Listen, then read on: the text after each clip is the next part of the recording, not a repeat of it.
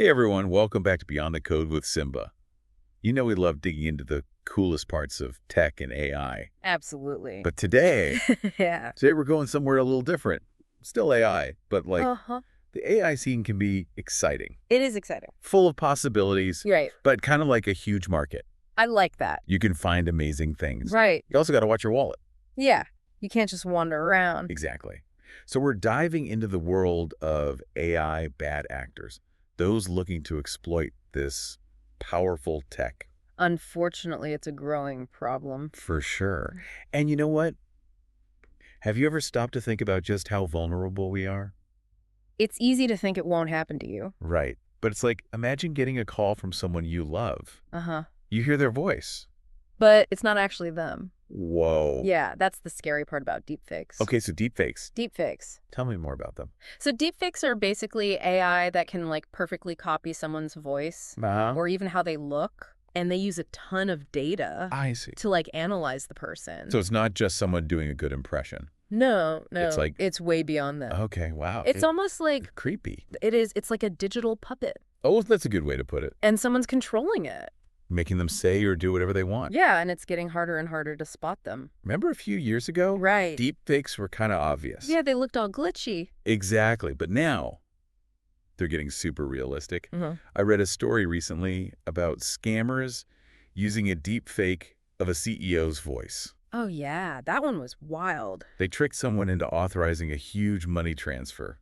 Millions of It's dollars. just gone like that. It's insane. It's a reminder that we can't just trust everything we see and hear anymore. No kidding. Yeah. And it makes you realize, we need to be way more careful. Yeah, critical thinking is key.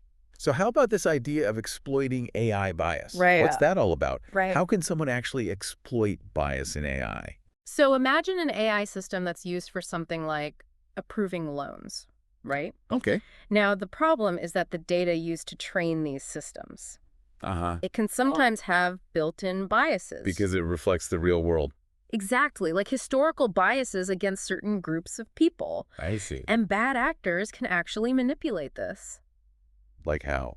Well, they could do something like subtly change the input data. Sneaky. Yeah, so the AI ends up making unfair decisions. So someone could get denied a loan Exactly. just because these hidden biases. Yeah, it's like they're hacking the system itself. By understanding its weaknesses. That's terrifying. It is, which is why it's so important to understand this stuff. Okay, so we've talked about a lot of scary things. It is a little scary. But our sources also mention some ways to protect ourselves. Yes, absolutely. Let's talk about those. The most important thing Okay. is to think critically. Yeah. Don't believe everything you see or hear online, Right. especially something sounds way too good to be true. Like those free cruises. Exactly.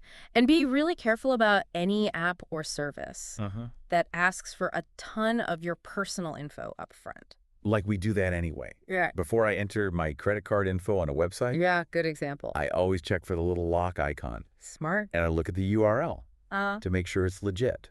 Good practices. And sometimes I even do a quick search Yeah. to see if other people have had problems with the site. Exactly.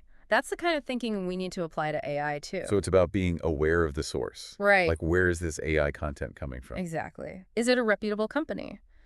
Do they have a history of responsible AI development? Makes sense. These are the questions we should be asking. And are there any tools that can help us stay safe? Oh, yeah, for sure. Things like VPNs and password managers. Those are essential, right? Absolutely, especially in a world where everyone's using AI. Both the good guys and the bad guys. Exactly.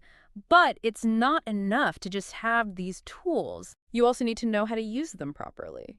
So like for a VPN, Yeah. what should we be looking for? Look for a VPN with a no-logs policy. That means they don't keep track of your online activity, Okay. and make sure it has strong encryption. So my data is scrambled and unreadable? Exactly. And what about password managers? Any tips there? Yeah, the biggest thing is to use a really strong master password. Right, because that unlocks everything. Uh-huh. And two-factor authentication. Definitely. That adds an extra layer of security. So even if someone gets your password, They still can't access your accounts.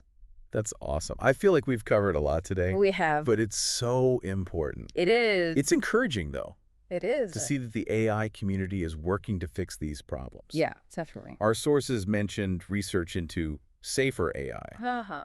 ethical guidelines for development, Absolutely. and even collaboration between companies and governments. Yeah, it's a team effort. That's good to hear. It is. Okay, so everyone listening, Yeah. the big takeaway here is that knowledge is power. Couldn't agree more. The more we know about AI and the risks, Right. the better we can protect ourselves. Exactly. So stay informed, question what you see online, and use those safety tips we talked about. Good advice. That's how we can all stay ahead of the bad guys. Stay safe out there. Exactly.